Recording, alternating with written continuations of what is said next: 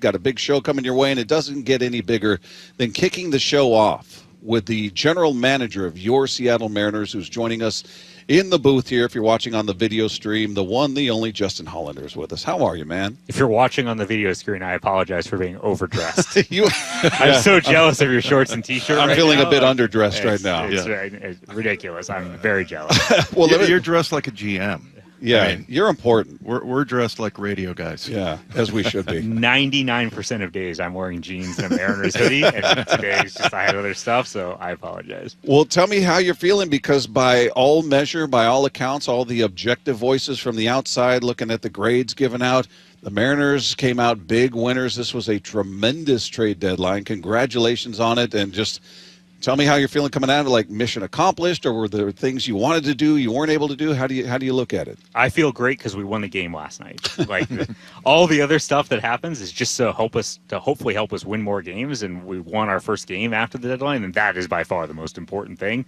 Nothing else matters other than that from here going forward. Like, it's the who gets an A and who gets a C on the grading scales or whatever. Like, it's very subjective and nobody actually knows anything, but going out and playing as well as we can for the rest of the season, getting into October and winning the World Series, that's what this is all about. Justin, Jerry was talking about how much work you did. How many hours a day do you think you were spending on your phone there at the end of the trade deadline? All of them. They're long days. This is a long month for those of us in baseball ops between the draft. This year we had the sort of the awesome interlude of going to Cooperstown for a couple days too. I actually missed the ceremony itself because I was too big a nervous wreck to be traveling all day on Monday, 3 days before the deadline, knowing that's how you have to get back from Albany.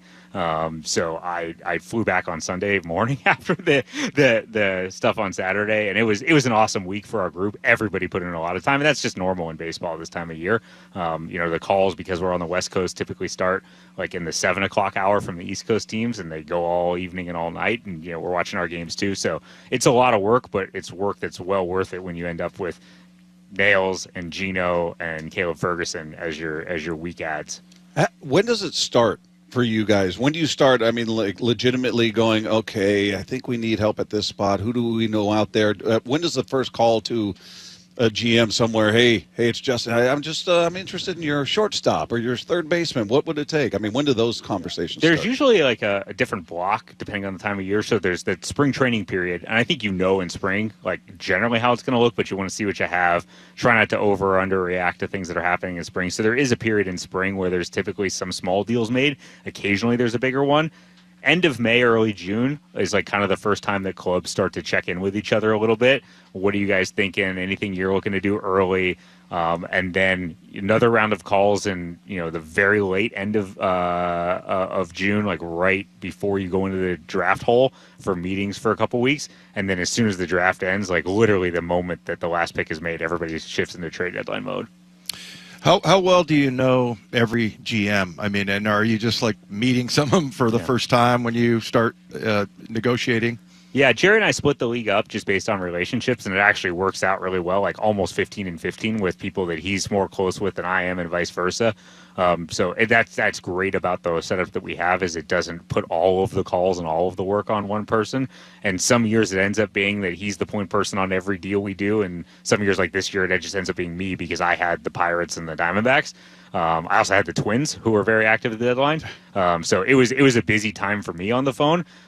Jerry had other teams. He had the Orioles, for instance, that ended up being sellers. He had the Braves, who were sort of not in playoff position but elected not to sell. Jerry, he had the Red Sox and the Yankees, who were very active but more in buy mode. So it just depends on relationships, and that's how it works. And I think it worked out well this year. And obviously there's more than just the two of us in the room trying to split up the work and look at different ideas and come up with conclusions. The person that's actually on the phone is just sort of a minor role or like a happy coincidence, whoever that is. The room does all the work. How often were there any deals made where you were surprised, not with you guys, but just wow, I didn't see this guy moving, or I'm surprised the return they got for that guy, we could have matched that, or that's way more than we would have spent. Just in terms of overall surprise. Yeah, that's a great question. Every time another player that you wanted lands with another team, we immediately go like, oh, no way, that's a better deal than we offered. And that's just that's normal. You always value or overvalue your own players more than the rest of the industry would. I wouldn't say there was anything that was shocking to me. I think the Mason Miller one was probably the most surprising player. And obviously they got a great return. And Leo DeVries, the Padres prospect, now A's prospect, is an awesome young talent. Number 3 overall, I think. Yeah, right? He's a really good young player. I was lucky enough to see him in spring training the last couple of years, and then we played in San Diego exhibition games after or before the 24 season, and they brought him out for that. And I was pretty starstruck watching him take BP as a 17-year-old. So he's a really good young talent. Obviously, Mason Miller's an awesome now major league closer, maybe one of the 2 or 3 best in baseball. So seems like both teams had to concede a lot of value to get a lot of value. That was probably the biggest wow, I can't believe that happened moment of our room.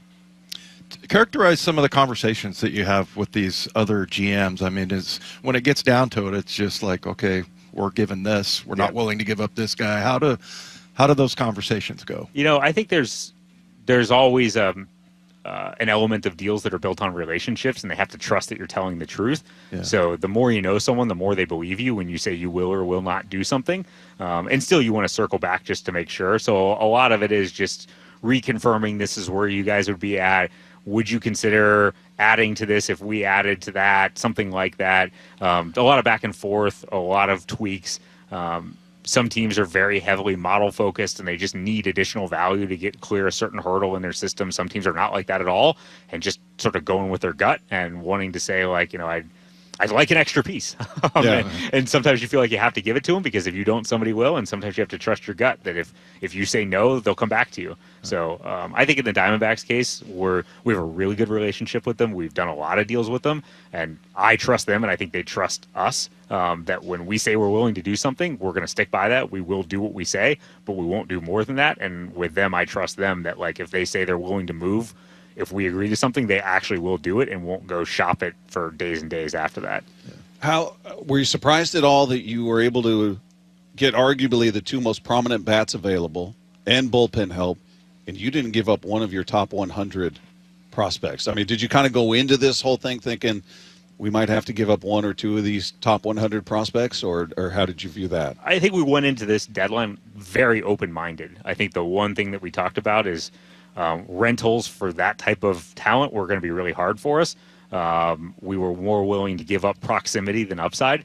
Guys either in the big leagues or closer to the big leagues for rental now help, as opposed to tapping into someone who we could see having, insane or all-star type upside, guys at the very top of our system. And we were willing, like I said, to give up those type of players, but not really for rentals in most cases, at least the rentals that we felt like were out there this year.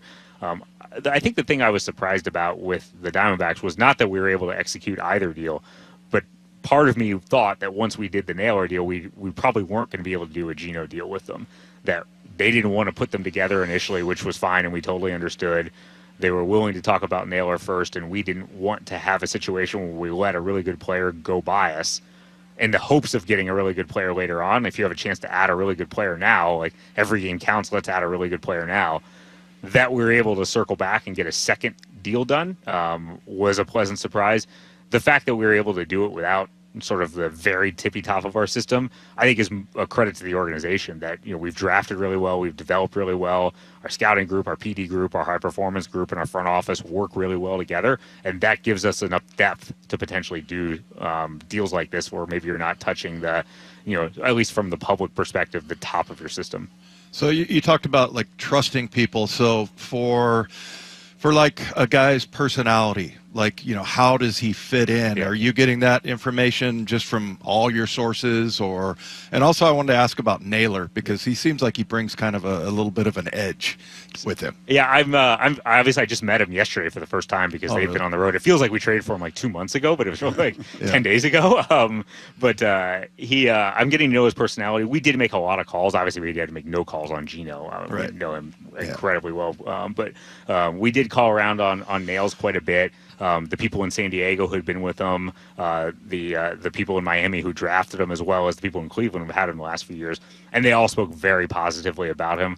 Very focused player, very, very high baseball IQ, really passionate about winning, cares about team performance. Those are the sort of things that, whether you're a quiet guy or a loud guy, if those are sort of the foundational carrying traits of you as a person, you're going to fit in great in our clubhouse. So no concerns as we went through that process. And that's generally the process we'll go through with everyone, is if we're getting close on a guy, we'll start asking people who may know someone in that organization, what do we got on this guy? Are we going to have any issues? What's he like, et cetera? And just doing as much work as we can on the person. What is it about this team, or maybe it's about the American League, that you felt comfortable kind of going against? You guys typically like to bring in players with some control.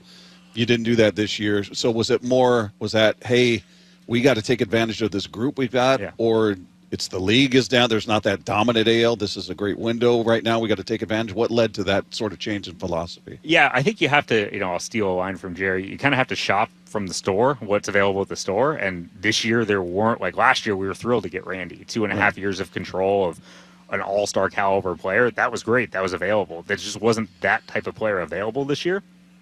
So for us, we look at our team, we think we have a lot of talent, probably as much talent as anybody in the American League, 5 all-stars, really high playoff odds, just as a, whether it's wild card or division odds right now, really high playoff odds in a league that maybe is more wide open than it's been over the last couple of years. And another part of it is, we probably haven't played our best baseball yet. I think the thing that everybody thought was going to be the core of this team was going to be high-end starting pitching, and it hasn't been a super strength of ours this year for a lot of different reasons, whether it's injuries, less sort of deep into the game starts this year, more inconsistencies. I don't really feel like the true talent of those players has changed. So that's where you can derive your upside from, is if we have played offense at this level and we can go add more offense, which is what's available on the market right now. There were really no. Merrill Kelly's a really good starting pitcher. There were very few very high-end starting pitchers that got traded. We didn't think we were going to be able to trade for a starting pitcher that was necessarily better than any of our top 5 or 6 guys, but we did feel like the market offered some offensive upgrades. Mm-hmm. So if we can make our offense even better than it been, and we can get our pitching to sort of play to their talent and their history, which is what they've done since 22, we thought we had a chance to build the best team in the American League over the last, call it, close to 60 games and into October. And if it's a rental and sort of we're taking a shot, we'll take a shot at the right price point. And the price point was right. What is it about that you guys do differently as far as your pitching? Because we were talking about this yesterday, the bullpen, I mean, it just seems to work out. Whoever you bring in, whether it's Justin Topa or Penn Murphy or whatever, but are you able to recognize that, or what you're doing that's different than other teams? It's hard for me to say what's different because obviously I'm not in those organizations. I don't think, and I don't want to say they just come here and they just turn into those guys. There's a lot of work from our staff that goes into that. And also, I don't want to discount the talent of the players. I do think we work really well creating synergy between departments. There is no silo. The analysts that work on pitching work in our pitching department, just like the coaches who work in our pitching department. Everybody believes in each other. And I think the one thing that we do really, really well organizationally is we message really well. We message consistently. We try and make the messages simple. We talk about things that are not sort of progressive, modern, new wave baseball. We talk about throwing more strikes than anybody. We talk about controlling more counts than anybody. We talk about throwing your best pitches as much as possible. It's not like a bunch of bizarro out there ideas or right. You don't need to hook anybody up to any fancy tech to throw more strikes than anybody. We do all that stuff, and that stuff's really important, but none of it really matters if you're 2-0 on everybody. We feel like we have guys with great stuff, and we maximize that stuff by putting them in positions to succeed over and over and over again. And I think the way that our coaches in particular message really resonates with players in finding ways how to get the best out of them. When you're looking at rental players, if you will, like Geno and Naylor, how much of their re-signability is a factor, if at all? Do you guys talk about, hey, we have a chance if it works out that they may like it here, we may like them, and we've got a chance, or these guys are dead set on hitting the market and they want to be on these? I mean, does any of that come into play? Some small portion of a calculus is put into the idea that we get call it 2 months of a get to know you period with players. Obviously, that doesn't really factor with Geno. We Right. know him very well and would love to have Geno. But with Nails, we don't know him at all.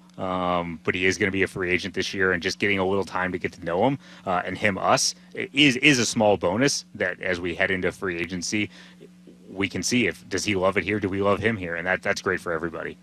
What a cool moment that was described to us anyway, and I'm sure you weren't there on the plane. You were probably busy back here, but as far as getting Geno and his family on the plane, and I just, whose idea was that? And that was it just sounded like it was such a great experience. All credit to Jack Mosselman, our VP of Major League Ops, who is just the most detail-oriented person and a tireless worker, making sure that all details are handled on these sort of things. He's Tucker's dad. He is Tucker's dad. That's correct. But when I called Jack to let him know we were in medicals, he reached out to the Diamondbacks people, and Geno was actually flying to Sacramento separately with his family from Detroit. They had an off day the day after the deadline, like most teams did. So he said, he's going to be here. I don't know if we'll be able to make it work. He's supposed to land around 11 or whatever, 10 o'clock, whatever it is. And so once we actually got through medicals, he called Geno, and Geno's like, I'll just fly tomorrow morning. And Jack's like, we're at the airport. We'll pick you up. And so Jack arranged to get Geno's bag was already at the hotel because the Diamondbacks had landed earlier. So Jack arranged a car to go grab Geno's bag off their truck, which is at the hotel in Sacramento, have the bag meet us at the airport, and then held the plane and didn't tell anybody. That's why he was holding the plane. Yeah. So it was a cool moment to have the door open and Geno pop on. And, my understanding is Geno literally hugged every single person on the plane when he walked all the way back, which is very Geno thing, a way to make an entrance. And, those are great moments that obviously, we had come off, we were finishing up a not great road trip at 3 and 4. In Sacramento and in Anaheim was not up to what we had hoped we did, but I think it sort of brightened the mood for everybody and set the tone that let's go get home and get after it, which is great.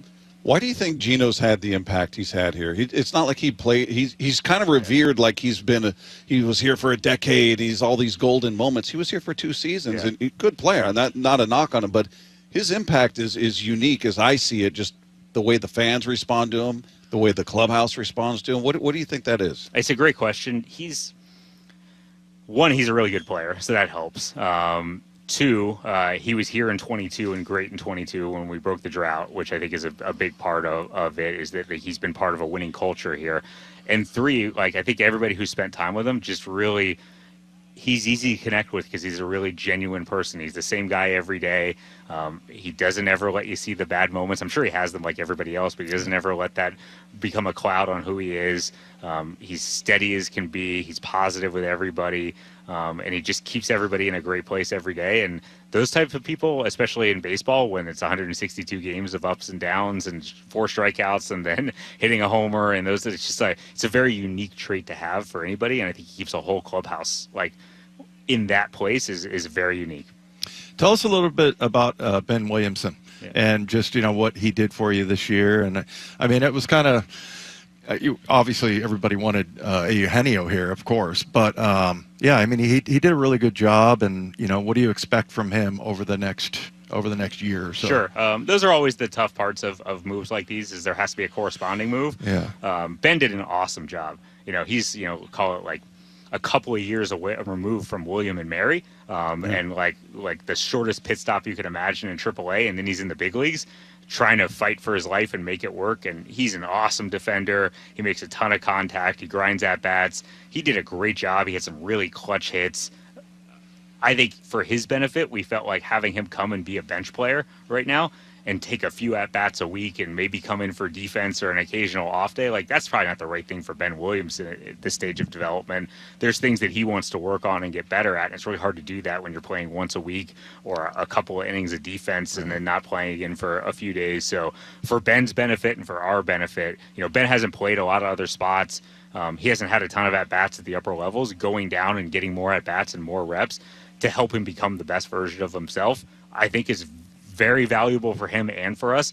Ben's going to play in the big leagues for the Mariners for a long time. He's wired the right way. His teammates absolutely love him, and that's rare for someone in his position that's, a rookie who hasn't had a lot of time and didn't really come in as a known hype figure. I remember in spring training, I sat with JP's agent just coming to visit for a day, and he was like, JP says Williamson's a dog.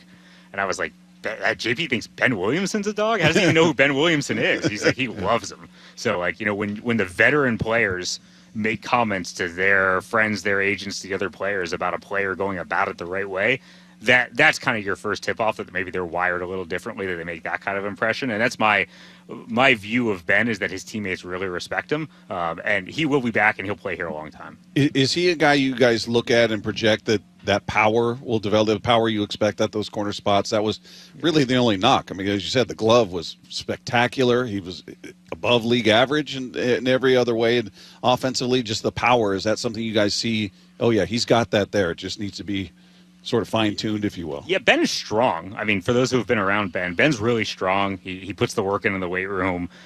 He hits the ball really hard. I think it's, the angles right now are more into the ground than in the air.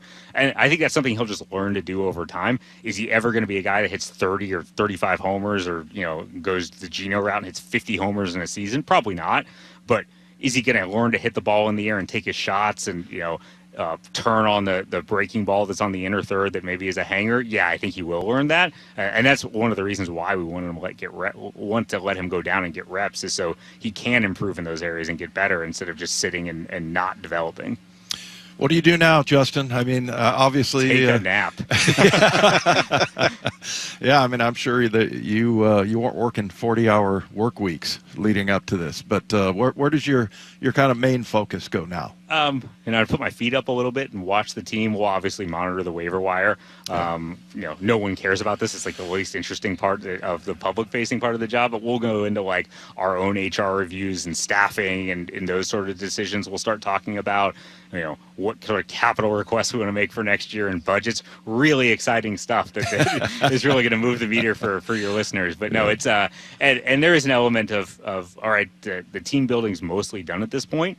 How can we help from a strategy perspective? How can we turn dials from a day-to-day game strategy perspective to maximize our roster, maximize the way we're using our roster over the last 50-something games, to try and win every game we can. But there's no trade waivers anymore, so there's just less to do in that in that arena. And yeah, take a nap is also on the list. And don't kid yourself. The listeners are interested in the budget. That's very interesting to them. I don't think they're interested in the meals and entertainment budget and the flight budget. I know they're interested in a different sort of budget. And I would be remiss on that note if I didn't say that, we did add a lot at this deadline, and it is a credit to our partners, John Stanton and Chris Larson, all the partners in the Mariners, who really made it clear that they viewed this as an opportunity. If we could go out and add Josh Naylor and Geno Suarez and Caleb Ferguson, that go do it. Yeah. Because we did add a significant amount of payroll over the last week or so, and there wasn't a moment of hesitation to go do it, and let's try and win this year. Last thing before we let you go, you come up with the 3 new players. Did you want to add more? Did you want another arm? Did you want another bat? And it just the deals didn't come together, or was that, hey, we reached our limit? No, we definitely tried. We were working all day on Saturday before the Geno deal came together on a different deal, which has kind of been reported out there. I don't think that's a big secret that we were trying to acquire relievers, in particular the Twins relievers, and we weren't able to get that across the line. And then yesterday was both relievers and players who maybe had good role player skill sets to help to get the team just more versatile, and whether they had options, maybe give some depth, things like that. It just didn't happen yesterday. It wasn't for lack of effort. Obviously, we traded away a lot of players, and I think that left a little bit of a hole in our system, and people were knew better than to ask for the upper echelon of guys for the types of players we're talking about, and maybe didn't see a fit with the next group of players with where they were. But we worked the phones really hard.